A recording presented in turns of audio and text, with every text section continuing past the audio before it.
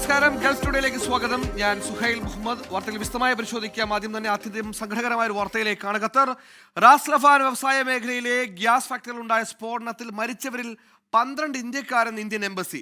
Qatar അധികൃതരെ ഉദ്ധരിച്ച് X പ്ലാറ്റ്ഫോമിലൂടെയാണ് embassy ഇക്കാര്യം അറിയിക്കുന്നത്. സ്ഫോടനത്തിൽ 13 പേരാണ് ആകെ മരിച്ചത്. ആക്രമണമല്ല, അപകടമാണ് ഉണ്ടായതെന്ന് ഊർജ്ജമന്ത്രി സ്ഥിരീകരിക്കുന്നു. വിവരങ്ങളുമായി മുഹമ്മദ് റഹീസ്. റഹീസ്, ഏറ്റവും ഒടുക്കം നമുക്ക് ലഭിക്കുന്ന വിവരങ്ങൾ എങ്ങനെയാണ്? അപകട കാരണത്തെക്കുറിച്ച് എന്തെങ്കിലും വിവരങ്ങൾ ലഭിക്കുന്നുണ്ടോ? 12 ഇന്ത്യക്കാർക്ക് ദാരുണാന്ത്യമെന്ന ഏറ്റവും സങ്കടകരമായ വാർത്ത, വിവരങ്ങൾ. സുഹൈൽ, ഏറ്റവും ഒടുവിൽ പുറത്തു വരുന്നത് ഈ വിവരമാണ്. ഈ ആകെ മരിച്ചവരുടെ എണ്ണം 13 ആയിരുന്നു. അതിൽ 12 പേരും ഇന്ത്യക്കാരാണ് എന്നുള്ള അതീവ ദുഃഖകരമായിട്ടുള്ള വിവരമാണ് പുറത്തു വരുന്നത്. നേരത്തെ തന്നെ ഈ ഖത്തർ റാസ് ലഫാൻ വ്യാവസായിക മേഖലയിലെ ഗ്യാസ് ഫാക്ടറിയിൽ ഉണ്ടായ സ്ഫോടനത്തിൽ 13 പേർ മരിച്ചതായി ഖത്തർ ഊർജ്ജ മന്ത്രി തന്നെ വ്യക്തമാക്കിയിരുന്നു. ആ 13 പേരിൽ 12 പേരും ഇന്ത്യക്കാരാണ് എന്നിപ്പോൾ ഖത്തറിലെ ഇന്ത്യൻ എംബസി വ്യക്തമാക്കുകയാണ്. 12 പേരുടെ ജീവൻ എടുത്ത ഒരു അപകടമായി, ഇന്ത്യക്കാരായിട്ടുള്ള 12 പേരുടെ ജീവൻ എടുത്ത അപകടമായി ഖത്തറിലെ ഈ റാസ് ലഫാൻ വ്യാവസായിക മേഖലയിലെ ഗ്യാസ് ഫാക്ടറിയിൽ ഉണ്ടായ സ്ഫോടനം മാറിയിരിക്കുന്നു. അതിൽ നേരത്തെ ഒരു പാകിസ്ഥാൻ സ്വദേശി കൂടി ഉണ്ട് എന്ന് നമുക്ക് എന്തായാലും ഇപ്പോൾ സ്ഥിരീകരിക്കാം. അങ്ങനെയാണെങ്കിൽ 13 പേരിൽ 12 ഇന്ത്യക്കാർ, ഒരു പാകിസ്ഥാൻ സ്വദേശി എന്ന നിലയ്ക്കാണ് മരണസംഖ്യ ഉള്ളത്. ഈ മരിച്ചവർ ഏത് സംസ്ഥാനത്തുള്ളവരാണ് എന്നതടക്കമുള്ള വിവരങ്ങൾ ഇനി പുറത്തു വരേണ്ടതുണ്ട്. ഇവരുടെ ബന്ധുക്കളുമായി ആശയവിനിമയം നടത്തുന്നുണ്ട്, സംസാരിക്കുന്നുണ്ട്. ഒപ്പം തന്നെ ഈ സംസ്കാര ചടങ്ങുകൾ അടക്കം ഉള്ള ഇനി അവിടെയുള്ള അതിനുള്ള നടപടിക്രമങ്ങൾ നടത്തി മൃതദേഹം നാട്ടിലേക്ക് എത്തിക്കാനാണെങ്കിൽ അത്തരത്തിൽ ആ പ്രവർത്തനങ്ങളുമൊക്കെയായി ഏകോപിച്ച് മുന്നോട്ട് പോവുകയാണ് എന്ന് ഖത്തർ എംബസി പറയുന്നുണ്ട്. എല്ലാ പ്രവർത്തനങ്ങളുടെയും പിന്നിൽ തങ്ങൾ ഉണ്ടാകും എന്നുകൂടി എംബസി അറിയിക്കുകയാണ്. ഈ 13 പേർ മരിച്ച സംഭവമായിരുന്നപ്പോൾ തന്നെ ആദ്യം പരിക്കേറ്റവരുടെ എണ്ണത്തിൽ ഇന്ത്യക്കാരുണ്ട് എന്ന വിവരം പുറത്തു വന്നിരുന്നു. കാരണം ഇന്ത്യക്കാർ ഏറ്റവും അധികമായി പ്രവർത്തിക്കുന്ന ഒരു മേഖല തന്നെയാണ്. പ്രധാനപ്പെട്ട ഉന്നത സ്ഥാനങ്ങളിലടക്കം ഇന്ത്യക്കാർ ഇരുന്നിട്ടുള്ള ഒരു സെക്ടർ കൂടിയാണ് ഇത്. അതായത് ഖത്തർ എനർജി നേരിട്ട് അതിന്റെ നിയന്ത്രണം നടത്തുന്ന LNG നിർമ്മാണം അടക്കമുള്ള കാര്യങ്ങൾ നടക്കുന്ന പ്രദേശമാണ്. അപ്പോൾ അവിടെ ഏറ്റവും കൂടുതൽ ഇന്ത്യക്കാർ ജോലി ചെയ്യുന്ന ഒരു സ്ഥലത്ത് ഒരു അപകടം ഉണ്ടാകുന്ന രാവിലെ അവിടെ 13 പേർ മരിച്ചതിൽ 12 ഇന്ത്യക്കാരാകുന്നു. ഈ 66 പേർക്കാണ് നിലവിൽ പരിക്കേറ്റതായി ഔദ്യോഗിക സ്ഥിരീകരണമുള്ളത്. അതിൽ തന്നെ ഇന്ത്യക്കാരുണ്ട് എന്നുള്ളത് നേരത്തെ തന്നെ വ്യക്തമായ കാര്യം കൂടിയായിരുന്നു. അപ്പോൾ അത്തരത്തിൽ പരിക്കേറ്റവരുടെ എണ്ണത്തിലും ഇന്ത്യക്കാരുണ്ട്. ഗുരുതരമായി പരിക്കേറ്റവരുടെ കണക്കുകളൊക്കെ, സ്ഥിരീകരിക്കാത്ത കണക്കൊക്കെ പുറത്തു വരുന്നുണ്ട്. നിലവിൽ എന്തായാലും മരണസംഖ്യ 13ആയും ഒപ്പം തന്നെ പരിക്കേറ്റവരുടെ എണ്ണം 66ആയും തന്നെ നിൽക്കുകയാണ്. എന്തായാലും ഇനി തുടർന്നുള്ള വിവരങ്ങൾ പുറത്തു വരണം. ഒരു കാര്യം ഉറപ്പിച്ചു പറയാൻ കഴിയും, അത് ഊർജ്ജമന്ത്രി തന്നെ ഉറപ്പിച്ചു പറഞ്ഞതാണ്. ഇതൊരു ആക്രമണമല്ല, മറിച്ച് അപകടമാണ്. പ്രത്യേകിച്ച് നേരത്തെ ഈ ഇറാൻ ആക്രമണം കൂടുതലായി നടന്ന സ്ഥലം മേഖല ആയതുകൊണ്ട് തന്നെ ഉറപ്പിച്ചു പറയാൻ കഴിയും, ഇത് അപകടമാണ്. ഒരു മിസ്ഫങ്ഷൻ, മാൽഫങ്ഷനിലൂടെ ഉണ്ടായ അപകടമാണ് എന്ന് ഉറപ്പിച്ചു പറയാൻ കഴിയുന്നുണ്ട്. സുഹൈൽ, എന്തായാലും അപകടമാണ് എന്നുള്ള കാര്യം കൂടി സ്ഥിരീകരിച്ചു പറയുന്നുണ്ട്. 13 പേർക്ക്, 12 ഇന്ത്യക്കാരടക്കം 13 പേർക്കാണ് ജീവൻ നഷ്ടപ്പെട്ടത്. മുഹമ്മദ് റഹീസാണ് വാർത്തയുടെ വിവരങ്ങൾ നൽകിയത്. നമ്മൾ മറ്റൊരു വാർത്തയിലേക്കാണ്, ആവേശത്തിലൂടെ വാർത്തയിലേക്കാണ്. അർജന്റീന ഓസ്ട്രിയ മത്സരം തുടരുകയാണ്. എതിരില്ലാത്ത ഒരു ഗോളിന് അർജന്റീന ഇപ്പോൾ മുന്നിലാണ്. 17 ഗോളുകളുമായി മിറോസ്ലേവ് ക്ലോസിന്റെ റെക്കോർഡ് മെസ്സി തകർത്തു എന്ന പ്രത്യേകതയും ഇന്ന് ഓസ്ട്രിയക്കെതിരെയുള്ള മാച്ചിൽ അർജന്റീനയ്ക്കുണ്ട്. ഇപ്പോൾ കൊച്ചി കറുകപ്പള്ളി ആൻമരിയ ചേരുന്നു. ആൻമരിയ, ആരാധക കൂട്ടത്തോടൊപ്പമാണെന്നറിയാം, അത്യന്തം ആവേശത്തിലായിരിക്കും.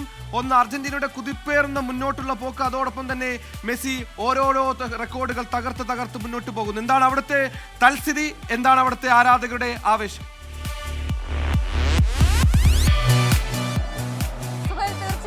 ഞാനിപ്പോൾ കറുകപ്പള്ളിയിലാണുള്ളത്. അത് ഫുട്ബോളിന് ഒട്ടും ആവേശത്തിൽ ഒരു കുറവുമില്ലാത്തൊരു സ്ഥലമാണ്. കൊച്ചിയെ കറുകപ്പള്ളിയെ സംബന്ധിച്ചിടത്തോളം നോക്കുകയാണെങ്കിൽ അവർക്ക് ഫുട്ബോൾ എന്ന് പറയുന്നത് ഒരു ലഹരിയായിട്ട് തന്നെയാണ് അവർ കൊണ്ടു നടക്കുന്നത്. ആ ഗോൾ വേട്ടക്കാരന്റെ ഓരോ ഗോളുകളും ഇവര് ആഘോഷിക്കുന്ന കാഴ്ചയാണ് കഴിഞ്ഞ കുറച്ച് മണിക്കൂറുകളായിട്ട് നമ്മൾ കാണുന്നത്. ചേട്ടാ, കളി എങ്ങനെയുണ്ട്?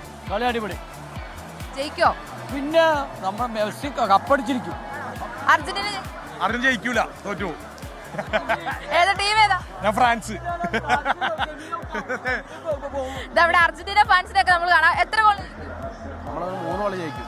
ഇനി അടിക്കും മെസ്സി. ഇനി അടിക്കും. എന്താ പ്രതീക്ഷ? എന്തായാലും 3 ഗോളും ജയിക്കും അർജന്റീന. കളി എങ്ങനെയുണ്ട്?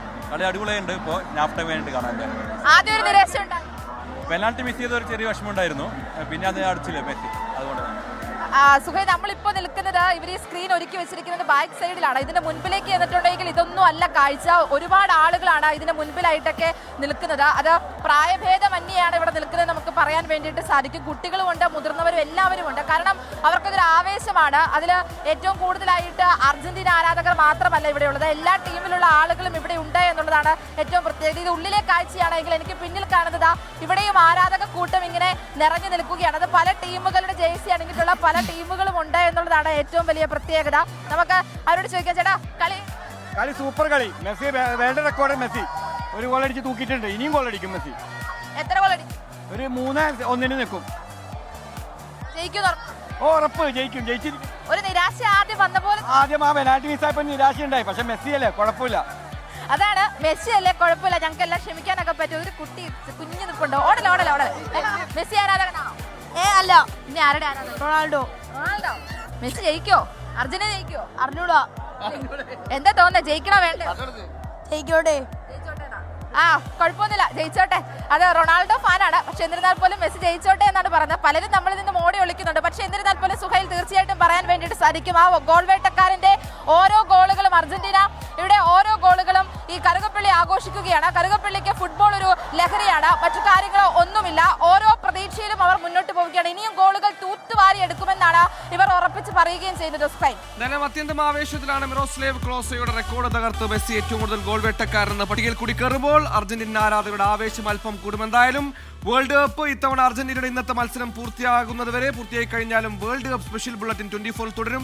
പ്രിയ പ്രേക്ഷകർ അത് മിസ് ചെയ്യരുത്. മറ്റു വാർത്തകളിലേക്കാണ്.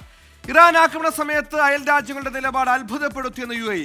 ആക്രമണത്തെ പിന്തുണച്ച രാജ്യങ്ങളടക്കം ഉണ്ടായിരുന്നുവെന്നും UAE. പുതുയുഗത്തിന് തുടക്കമിടാൻ UAEക്ക് കഴിയുമെന്നും ഫെഡറൽ നാഷണൽ കൗൺസിൽ അംഗം അലി അൽ നുവൈമി പറഞ്ഞു. ദുബായ് പ്രസ് ക്ലബ്ബ് സംഘടിപ്പിച്ച beyond the crisis the next chapter ചർച്ചയിൽ സംസാരിക്കവേ UAE federal national council defence, interior, foreign affairs ചെയർമാനാണ് ചില അയൽ രാജ്യങ്ങളെ വിമർശിച്ച് രംഗത്തെത്തിയത്. ഇറാൻ ആക്രമണ സമയത്തെ ചില രാജ്യങ്ങളുടെ നിലപാട് അത്ഭുതപ്പെടുത്തിയെന്ന് ഡോക്ടർ അലി അൽ നുഐമി പറഞ്ഞു. സ്വന്തം പരമാധികാരത്തെ ബാധിക്കുന്ന വിഷയമായിട്ട് കൂടി ചിലർ ആക്രമണങ്ങളെ ന്യായീകരിച്ചു. ഒരിക്കലും ഈ നിലപാട് UAEക്ക് അംഗീകരിക്കാനാകില്ല. സംഘർഷത്തിൻ്റെ ആദ്യഘട്ടത്തിനു ശേഷം ചില അയൽ രാജ്യങ്ങളെയും അറബ് ലീഗിനെയും GCC രാജ്യങ്ങളുടെ കൂട്ടായ്മയെയും വിമർശിച്ച് UAE രംഗത്തെത്തിയിരുന്നു. ഒപെക്കിൽ നിന്നുള്ള UAEയുടെ പിന്മാറ്റത്തിലടക്കം ഇതും കാരണമായിട്ടുണ്ട്. ഇറാൻ ആക്രമണം ലോകക്രമത്തെ തന്നെ മാറ്റി. ഫെബ്രുവരി 28 മുൻപുള്ള ലോകക്രമത്തിലേക്ക് ഇനിയൊരു തിരിച്ചുപോക്കുണ്ടാകില്ല. പ്രതിരോധ, സാമ്പത്തിക, രാഷ്ട്രീയ, സാംസ്കാരിക മേഖലകളിലടക്കം പുതുയുഗത്തിന് തുടക്കമിടാൻ UAEക്ക് കഴിയുമെന്നും അദ്ദേഹം പറഞ്ഞു. സംഘർഷ സമയമെന്ന നിലയിലല്ല UAE ഓരോ കാര്യങ്ങളെയും നേരിട്ടത്. വിശാല കാഴ്ചപ്പാടോടെയുള്ള ഇടപെടൽ രാജ്യത്തിൻ്റെ ശക്തി വർദ്ധിപ്പിച്ചു. പരമാധികാരം എന്നും വലുതാണെന്നും അത് പണയം വയ്ക്കാൻ ഒരിക്കലും UAE ഒരുക്കമല്ലെന്നും അലി അൽ നുഐമി കൂട്ടിച്ചേർത്തു. 24 ദുബായ്. സൗദി അറേബ്യയിൽ കടുത്ത വേനൽ ചൂടിൽ ഉച്ചസമയത്ത് നേരിട്ട് വെയിലേൽക്കുന്ന രീതിയിലുള്ള ജോലി വിലക്ക് കർശനമാക്കി. നിയമം ലംഘിക്കുന്ന തൊഴിലുടമകൾക്ക് 25,000 റിയാൽ വരെ പിഴ ചുമത്തുമെന്ന് മാനവശേഷി സാമൂഹിക വികസന മന്ത്രാലയം മുന്നറിയിപ്പ് നൽകി. പെട്രോളിയം, കൃഷി ഉൾപ്പെടെയുള്ള 5 പ്രധാന വിഭാഗങ്ങൾക്ക് ഈ നിയന്ത്രണത്തിൽ നിന്ന് ഇളവ് അനുവദിച്ചിട്ടുണ്ട്. കടുത്ത വേനൽ ചൂടിൽ തൊഴിലാളികളുടെ സുരക്ഷ ഉറപ്പാക്കുന്നതിന്റെ ഭാഗമായാണ് സൗദി ഭരണകൂടം നിയന്ത്രണങ്ങൾ കടുപ്പിച്ചത്. നേരിട്ട് വെയിലേൽക്കുന്ന ഫീൽഡ് ജോലികൾക്കാണ് സെപ്റ്റംബർ 15 വരെ ഉച്ചസമയത്ത് വിലക്കുള്ളത്. നിയമം ലംഘിക്കുന്നവർക്ക് 1000 റിയാൽ മുതൽ 25,000 റിയാൽ വരെ പിഴ ചുമത്തും. എന്നാൽ പെട്രോളിയം, ഗ്യാസ് മേഖല, അടിയന്തര അറ്റകുറ്റപ്പണികൾ നടത്തുന്നവർ, കാർഷിക മേഖല, കന്നുകാലി വളർത്തൽ എന്നീ വിഭാഗങ്ങളിലുള്ളവർക്ക് നിയന്ത്രണങ്ങളിൽ ഇളവുണ്ട്. ചെറിയ കപ്പലുകളിലെ ജീവനക്കാരെയും ചുരുങ്ങിയ കാലയളവിലേക്കെത്തിയ വിദേശ തൊഴിലാളികളെയും ഇതിൽ നിന്ന് ഒഴിവാക്കി. ഇളവ് ലഭിച്ച വിഭാഗങ്ങളിലെ തൊഴിലാളികളും കൃത്യമായ സുരക്ഷാ മുൻകരുതലുകൾ എടുക്കണം എന്ന് മന്ത്രാലയം നിർദ്ദേശിച്ചു. തൊഴിലാളികൾക്ക് തൊപ്പി ഉൾപ്പെടെയുള്ള സുരക്ഷാ ഉപകരണങ്ങൾ നൽകാൻ കമ്പനികൾ ബാധ്യസ്ഥരാണ്. ജോലിസ്ഥലങ്ങളിൽ തണുത്ത കുടിവെള്ളവും തണലുള്ള വിശ്രമ കേന്ദ്രങ്ങളും ഒരുക്കണം. കടുത്ത ചൂടുള്ള സമയത്തെ ജോലി ഒഴിവാക്കാൻ തൊഴിൽ സമയം പുനഃക്രമീകരിക്കണമെന്നും മന്ത്രാലയം നിർദ്ദേശിച്ചു. സൂര്യതാപവും നിർജ്ജലീകരണവും തടഞ്ഞ് തൊഴിലാളികളുടെ ആരോഗ്യം സംരക്ഷിക്കുകയാണ് ഇതിലൂടെ ലക്ഷ്യമിടുന്നത്. സുരക്ഷാ മാനദണ്ഡങ്ങൾ പാലിക്കുന്നത് വഴി തൊഴിൽ മേഖലയിലെ അപകടങ്ങൾ കുറയ്ക്കാനും ഉൽപാദനക്ഷമത കൂട്ടാനും സാധിക്കുമെന്ന് വിദഗ്ധർ ചൂണ്ടിക്കാട്ടി. 24 ജിദ്ദ. ഡെലിവറി റൈഡേഴ്സിനായി കൂടുതൽ വിശ്രമ കേന്ദ്രങ്ങൾ ഒരുക്കി UAE. പുതിയ 23 കേന്ദ്രങ്ങളാണ് ഒരുക്കിയത്. കഴിഞ്ഞ വർഷത്തേക്കാൾ 10-ലധികം പുതിയ കേന്ദ്രങ്ങളാണ് ഇത്തവണ തുറന്നിരിക്കുന്നത്. UAEയിൽ ചൂട് കനത്തതോടെയാണ് റോഡ് ട്രാൻസ്പോർട്ട് അതോറിറ്റിയുടെ നേതൃത്വത്തിൽ ഡെലിവറി റൈഡേഴ്സിനായി പ്രത്യേക വിശ്രമ കേന്ദ്രങ്ങൾ ഒരുക്കിയത്. മെട്രോ ബസ് സ്റ്റേഷനുകൾക്ക് സമീപമാണ് വിശ്രമ കേന്ദ്രങ്ങൾ നിർമ്മിച്ചിരിക്കുന്നത്. തൊഴിലാളികളുടെ സുരക്ഷിതത്വവും വിശ്രമവും ഉറപ്പാക്കലാണ് ലക്ഷ്യം. മാനവവിഭവശേഷി സ്വദേശിവൽക്കരണ മന്ത്രാലയത്തിന്റെ നിർദ്ദേശപ്രകാരം തൊഴിലാളികൾക്ക് മിഡ് ഡേ ബ്രേക്ക് ഏർപ്പെടുത്തിയിട്ടുണ്ട്. ഉച്ചയ്ക്ക് 12:30ക്കും 3 മണിക്കുമിടയിൽ തൊഴിലാളികൾ വെയിലിൽ ജോലി ചെയ്യരുതെന്നാണ് നിർദ്ദേശം. ഈ സമയം ഡെലിവറി തൊഴിലാളികൾക്ക് വിശ്രമകേന്ദ്രങ്ങൾ ഉപയോഗപ്പെടുത്താം. കഴിഞ്ഞ വർഷം 15 കേന്ദ്രങ്ങളാണ് ഒരുക്കിയിരുന്നത്. ഇത്തവണ അത് 23 ഉയർത്തി.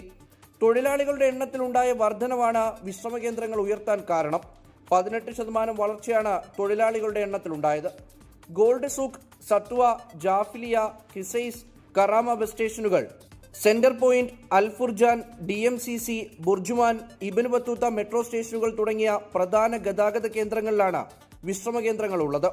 UAE ഫുഡ് ബാങ്ക് ഡെലിവറിയുമായി സഹകരിച്ച് ബസ് സ്റ്റേഷനുകളിലെ താൽക്കാലിക വിശ്രമകേന്ദ്രങ്ങളിൽ റെഡിമെയ്ഡ് ചൂടുള്ള ഭക്ഷണവും വിതരണം ചെയ്യുന്നുണ്ട്. 24 ദുബായ്.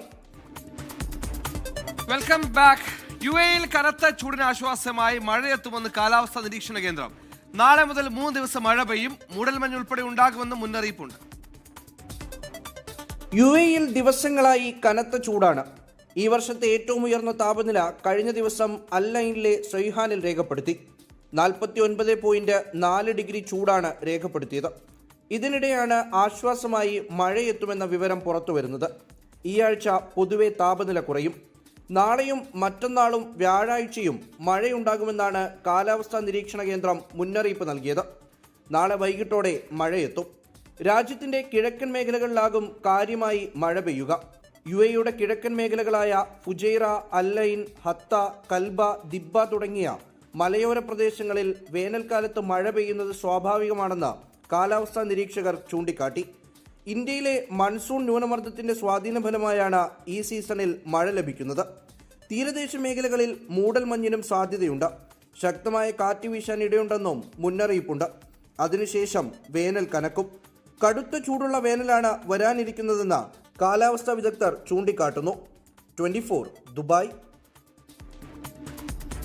സൗദി അറേബ്യയിൽ റോഡ് അപകട മരണങ്ങളിൽ കുറവ്. കഴിഞ്ഞ 10 വർഷത്തിനിടെ രാജ്യത്തെ അപകട മരണ നിരക്കിൽ 60%-ലധികം കുറവാണ് ഉണ്ടായത്. ഗതാഗത സുരക്ഷയ്ക്കായുള്ള മന്ത്രിതല സമിതി പുറത്തുവിട്ട വാർഷിക റിപ്പോർട്ടിലാണ് വിവരം.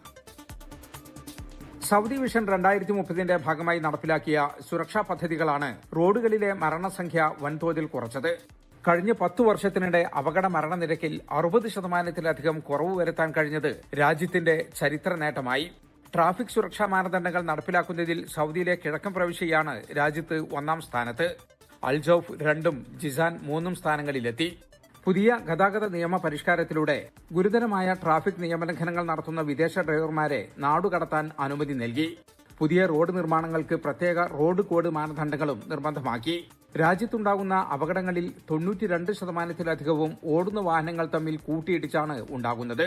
മുമ്പിലുള്ള വാഹനവുമായി സുരക്ഷിതമായ അകലം പാലിക്കാത്തതാണ് പ്രധാന കാരണം.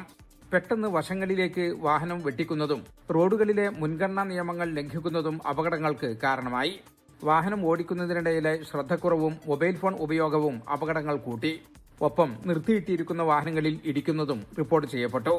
എന്നാൽ നിയമങ്ങൾ കർശനമാക്കിയതോടെ ഡ്രൈവർമാരുടെ പെരുമാറ്റത്തിൽ വലിയ മാറ്റമുണ്ടായി. അപകടങ്ങളുണ്ടായാൽ അടിയന്തര രക്ഷാപ്രവർത്തകർ എത്തുന്നതിനുള്ള സമയവും രാജ്യം വൻതോതിൽ മെച്ചപ്പെടുത്തി. റോഡുകളിൽ അത്യാധുനിക സാങ്കേതികവിദ്യയും ക്യാമറകളും സ്ഥാപിച്ചതും വിവിധ വകുപ്പുകൾ ഒന്നിച്ചു പ്രവർത്തിച്ചതുമാണ് രാജ്യത്തെ വലിയ അപകടങ്ങളിൽ നിന്നും മരണങ്ങളിൽ നിന്നും രക്ഷിച്ചത്. 24 ജിദ്ദ. ഇറാന്റെ എണ്ണ കയറ്റുമതിക്ക് ഏർപ്പെടുത്തിയ ഉപരോധം നീക്കിയ അമേരിക്ക. US ട്രഷറി വകുപ്പാണ് ഇത് സംബന്ധിച്ച ഉത്തരവിറക്കിയത്. എണ്ണ ഉൽപാദനം, വിതരണം, വിൽപ്പന എന്നിവയ്ക്ക് മേലുള്ള ഉപരോധം 2 മാസത്തേക്കാണ് നീക്കിയത്.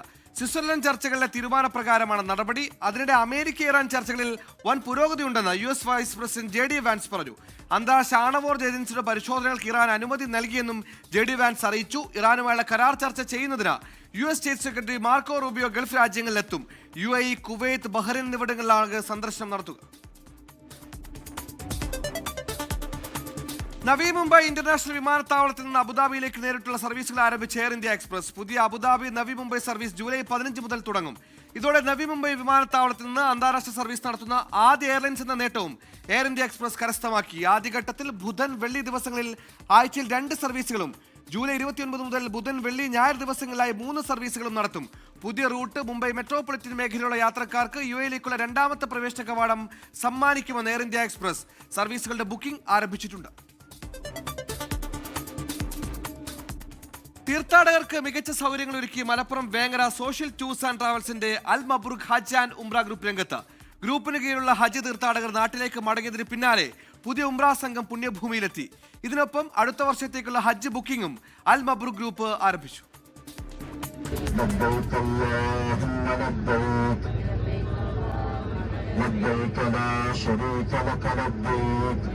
Malappuram Vengara social tours and ട്രാവൽസിന്റെ ഭാഗമായ അൽ മബ്രൂക്ക് ഹജ്ജ് ആൻഡ് ഉംറ ഗ്രൂപ്പിന് കീഴിൽ നിരവധി തീർത്ഥാടകരാണ് ഇത്തവണയും ഉംറ നിർവഹിക്കാനായി സൗദിയിലെത്തിയിരിക്കുന്നത്. ഗ്രൂപ്പിന് കീഴിലുള്ള ഹജ്ജ് തീർത്ഥാടകർ നാട്ടിലേക്ക് മടങ്ങിയതിന് പിന്നാലെയാണ് പുതിയ ഉംറ തീർത്ഥാടകർ പുണ്യഭൂമിയിലേക്ക് എത്തിത്തുടങ്ങിയത്. 3.5 പതിറ്റാണ്ടോളമായി ഹജ്ജ് ഉംറ സേവന രംഗത്തുള്ള അൽ മബ്രൂക്ക് ഗ്രൂപ്പ് തീർത്ഥാടകർക്ക് വിശ്വസനീയമായ സൗകര്യങ്ങളാണ് ഒരുക്കുന്നത്. പതിറ്റാണ്ടുകളായി അഥവാ 3.5 പതിറ്റാണ്ടുകളോളമായി ഹജ്ജ് ഉംറ സേവന രംഗത്ത് ട്രാവൽ രംഗത്ത് പ്രവർത്തിച്ചുകൊണ്ടിരിക്കുന്ന വേങ്ങര സോഷ്യൽ ട്രാവൽസിന്റെ കീഴിൽ അൽ മബ്രൂക്ക് ഹജ്ജ് ഉംറ ഗ്രൂപ്പിന്റെ കീഴിലുള്ള ആദ്യത്തെ ഈ മുഹറം മാസത്തിലെ ആദ്യത്തെ ഉംറ സംഘമാണ് ഇവിടെ എത്തിയിട്ടുള്ളത്. അൽഹംദുലില്ലാ വളരെ റാഹത്തായ നിലക്ക് നിർവഹിക്കുകയും ഉംറ നിർവഹിക്കുകയും മറ്റു കർമ്മങ്ങളൊക്കെ നിർവഹിച്ചുകൊണ്ടിരിക്കുകയാണ്. ഹറംപള്ളിക്ക് സമീപത്തെ താമസ സൗകര്യം, മലയാളികളുടെ നാടൻ ഭക്ഷണം, പ്രഗത്ഭരായ അമീറുമാരുടെ നേരിട്ടുള്ള നേതൃത്വം എന്നിവയെല്ലാം ഈ ഗ്രൂപ്പിന്റെ പ്രധാന പ്രത്യേകതകളാണ്. ഉംറ നിർവഹിക്കുന്നതിനൊപ്പം മക്കയിലും മദീനയിലുമുള്ള ചരിത്ര പ്രാധാന്യമുള്ള സ്ഥലങ്ങളും പുണ്യസ്ഥലങ്ങളും സന്ദർശിക്കാനുള്ള അവസരവും തീർത്ഥാടകർക്ക് ലഭിക്കുന്നു. തെന്നായിമിലെ മസ്ജിദ് ആയിഷ ഉൾപ്പെടെ വിവിധ മീഖാത്തുകളിൽ പോയി ഇഹ്റാം ചെയ്ത് ഉംറ നിർവഹിക്കാനുള്ള പ്രത്യേക സൗകര്യവും ഗ്രൂപ്പ് നൽകുന്നുണ്ട്. ഞങ്ങൾക്ക് ഇവിടെ വളരെ മെച്ചപ്പെട്ട സൗകര്യങ്ങളാണ് കിട്ടുന്നത്. റൂമിലായാലും ഇനി ഫുഡിന്റെ കാര്യത്തിലും മറ്റുള്ള എല്ലാ നിലക്കും ഞങ്ങൾക്ക് പോകാനും വരാനും ഉംറ ചെയ്യാനും ഒക്കെ ഞങ്ങളെ കൂടെയുള്ള ഉസ്താദും അതിന് എന്താ ഞങ്ങൾക്ക് ചെയ്യേണ്ടത് എല്ലാ സൗകര്യങ്ങളും ഞങ്ങൾക്ക് ചെയ്തു തരുന്നുണ്ട്. യാതൊരു പ്രയാസം ഞങ്ങൾക്കില്ല. ഓരോ മാസവും 4 പാക്കേജുകളാണ് അൽ മബ്രൂക്ക് ഗ്രൂപ്പിന് കീഴിൽ സൗദിയിലെത്തുന്നത്. മക്കയിൽ ഹറംപള്ളിയിൽ നിന്ന് 500 മീറ്ററിനുള്ളിലും മദീനയിൽ 200 മീറ്ററിനുള്ളിലുമാണ് തീർത്ഥാടകർക്കായി താമസം ഒരുക്കിയിരിക്കുന്നത്. സാധാരണ രീതിയിൽ 2 ആഴ്ചത്തെ ഉംറ പാക്കേജാണുള്ളതെങ്കിലും തീർത്ഥാടകരുടെ ആവശ്യത്തിനനുസരിച്ച് ദിവസങ്ങളുടെ എണ്ണത്തിലും സൗകര്യങ്ങളിലും മാറ്റങ്ങൾ വരുത്താനുള്ള അവസരവുമുണ്ട്. അതേസമയം അടുത്ത വർഷത്തേക്കുള്ള ഹജ്ജ് ബുക്കിംഗും ഗ്രൂപ്പ് ഇതിനകം ആരംഭിച്ചു കഴിഞ്ഞു. 20 ദിവസത്തെ ഷോർട്ട് ടൈം പാക്കേജ്, ഭക്ഷണവും അമീർമാരുടെ സേവനവും ഉൾപ്പെടുത്തി കേന്ദ്ര ഹജ്ജ് കമ്മിറ്റിയുടെ അതേ നിരക്കിലുള്ള പാക്കേജ്, 1.5 മാസത്തോളം നീണ്ടു നിൽക്കുന്ന പാക്കേജ് എന്നിങ്ങനെ 3 തരം ഹജ്ജ് പാക്കേജുകളാണ് തീർത്ഥാടകർക്കായി തയ്യാറാക്കിയിരിക്കുന്നത്. ജലീൽ കണ്ണമംഗലം, 24 ജിദ്ദ. ദുബായിൽ 15 വർഷത്തോളമായി കളരി അഭ്യസിക്കുന്ന മലയാളികളെ ആദരിച്ചു. 6 പേരെയാണ് VKM കളരിയുടെ നേതൃത്വത്തിൽ ഗുരുപുരസ്കാരം നൽകി ആദരിച്ചത്. 350ഓളം കുട്ടികൾ പങ്കെടുത്ത ചുവടുമാറ്റം പരിപാടിയും ഇതോടൊപ്പം നടന്നു. മെയ്ത്താരിൽ നിന്നും പ്രതിരോധത്തിലേക്ക് മാറുന്നതിന്റെ ഭാഗമായിരുന്നു പരിപാടി. 4 വയസ്സുള്ള കുട്ടികൾ മുതൽ മുതിർന്നവർ വരെ ചുവടുമാറ്റത്തിന്റെ ഭാഗമായി. ഗൾഫിൽ കളരി പഠിക്കുന്ന കുട്ടികളുടെ എണ്ണം വർദ്ധിക്കുകയാണെന്ന് മണികണ്ഠൻ ഗുരുക്കൾ പറഞ്ഞു. സുബലക്ഷ്മി, ഉമേഷ്, ഗിരിജ, രാജു മാത്യു എന്നിവരും വാർത്താ സമ്മേളനത്തിൽ പങ്കെടുത്തു. സ്വകാര്യ സന്ദർശനത്തിന് UAE-യിലെത്തിയ 51-കാരനായ മലയാളി അബുദാബി വിമാനത്താവളത്തിൽ കുഴഞ്ഞു വീണ് മരിച്ചു. കാഞ്ഞങ്ങാട് പാണത്തൂർ സ്വദേശി യൂസഫാണ് മരിച്ചത്. മൃതദേഹം നാട്ടിലേക്ക് കൊണ്ടുപോകാൻ നടപടിക്രമങ്ങൾ പുരോഗമിക്കുകയാണ്. UAE-യിലെ സ്വകാര്യ മേഖലയിലെ കമ്പനികൾ ഉടൻ അർദ്ധവാർഷിക സ്വദേശിവൽക്കരണ ടാർഗറ്റ് പൂർത്തിയാക്കണമെന്ന് മാനവവിഭവശേഷി സ്വദേശിവൽക്കരണ മന്ത്രാലയം. ജൂൺ 30 ടാർഗറ്റ് പൂർത്തിയാക്കാൻ അവസാന തീയതി. ജൂലൈ 1 മുതൽ വ്യാപക പരിശോധനയും നടപടികളും ആരംഭിക്കും. വർഷത്തിലെ ആദ്യ 6 മാസങ്ങളിൽ വൈദഗ്ധ്യമുള്ള തസ്തികകൾ ജോലി ചെയ്യുന്ന സ്വദേശികളുടെ എണ്ണത്തിൽ 1% വർധന കൈവരിക്കാൻ ഈ നയത്തിന്റെ പരിധിയിൽ വരുന്ന കമ്പനികൾക്ക് ബാധ്യതയുണ്ടെന്ന് മന്ത്രാലയം അറിയിച്ചു. 50-ലേറെ തൊഴിലാളികളിൽ കൂടുതലുള്ള തൊഴിലിടങ്ങൾക്കാണ് നിയമം ബാധകമാവുക. ഇതുവരെ ലക്ഷ്യം പൂർത്തിയാക്കാത്ത കമ്പനികൾ നാഫിസ് പ്ലാറ്റ്ഫോം വഴി അർഹരായ തൊഴിലാളികളെ കണ്ടെത്തണമെന്ന് മന്ത്രാലയം നിർദ്ദേശിച്ചു. ഓപ്പറേഷൻ തൂഫാന്റെ ഭാഗമായി 1 മാസം നീണ്ടു നിൽക്കുന്ന ലഹരി വിരുദ്ധ ബോധവൽക്കരണ ക്യാമ്പിന് തുടക്കമിട്ട് കൊല്ലം സിറ്റി പോലീസ്.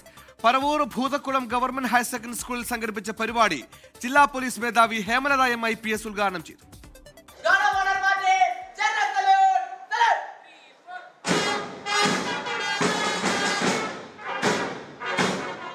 കേരള പോലീസ് സംസ്ഥാന വ്യാപകമായി നടപ്പിലാക്കി വരുന്ന തൂഫാൻ ദി നർക്കോ ഹണ്ട് എന്ന ലഹരിവിരുദ്ധ കർമ്മ പദ്ധതിയുടെ ഭാഗമായി 1 മാസത്തെ ലഹരിവിരുദ്ധ ബോധവൽക്കരണ പരിപാടിക്കാണ് കൊല്ലം സിറ്റി പോലീസ് തുടക്കം കുറിച്ചിരിക്കുന്നത്. നഗരപരിധിക്കുള്ളിലാണ് ക്യാമ്പയിനുകൾ സംഘടിപ്പിക്കുക. പരിപാടിയുടെ ഔദ്യോഗികമായ ഉദ്ഘാടനം ജില്ലാ പോലീസ് മേധാവി ഹേമലത M നിർവഹിച്ചു.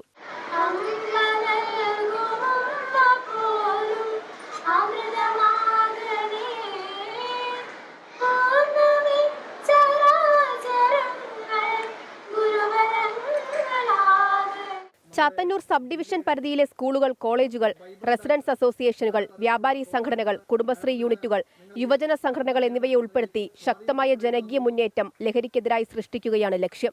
കരുനാഗപ്പള്ളിയിലും കൊല്ലം സബ് ഡിവിഷനിലും ആദ്യ ക്യാമ്പയിനുകൾക്ക് തുടക്കം കുറിക്കും. അടുത്ത ഒരു മാസ കാലയളവിൽ ലഹരിവിരുദ്ധ സന്ദേശം ഉയർത്തിപ്പിടിക്കുന്ന ബോധവൽക്കരണ ക്ലാസുകൾ, സെമിനാറുകൾ, ഫ്ലാഷ് മോബ്, സൈക്കിൾ റാലികൾ തുടങ്ങിയവയും സംഘടിപ്പിക്കും. ഇങ്ങനത്തെ ഒരു വിഷയം നമ്മൾ വരാതിരിക്കാൻ വേണ്ടിയുള്ള എടുക്കാൻ വേണ്ടിയുള്ള ശ്രമമാണ് ഈ പറഞ്ഞ അവയർനെസ് സെഷൻസും സ്കൂൾ, കോളേജ് ഇങ്ങനെയുള്ള ഇൻസ്റ്റിറ്റ്യൂഷൻസ്, പബ്ലിക് ഇൻസ്റ്റിറ്റ്യൂഷൻസിൽ പോയിട്ട് ഞങ്ങൾ അവയർനെസ് ആൻഡ് സെൻസിറ്റൈസേഷൻ കൊടുക്കുന്നതും. സോ ഇതല്ലാതെ ഇതിനായിട്ട് ഒരുപാട് ആൾക്കാർ ഹു ആർ അഡിക്റ്റഡ് അവരെ റീഹാബിറ്റേഷനും അവരെ ഐഡന്റിഫൈ ചെയ്തിട്ട് അവർക്ക് റീഹാബിറ്റേഷൻ ആൻഡ് ഡി അഡിക്ഷനും കൂടി we are involving in this programme.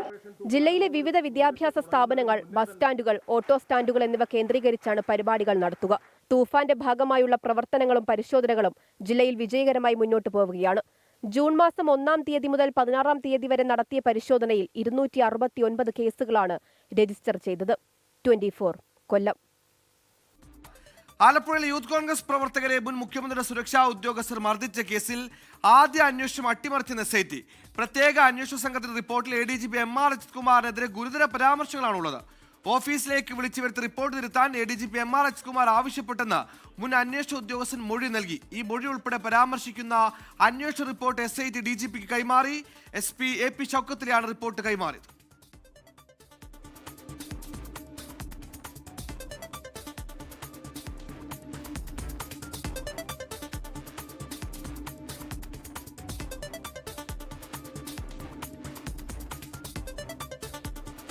Argentina Austria കളി ആവേശത്തോടെ തുടരുകയാണ്. ഇനി കളി വിശേഷങ്ങളിലേക്കാണ്. ഗോൾക്കാനോ, അനിൽ വാസ്തവ് ചേരും. നന്ദി.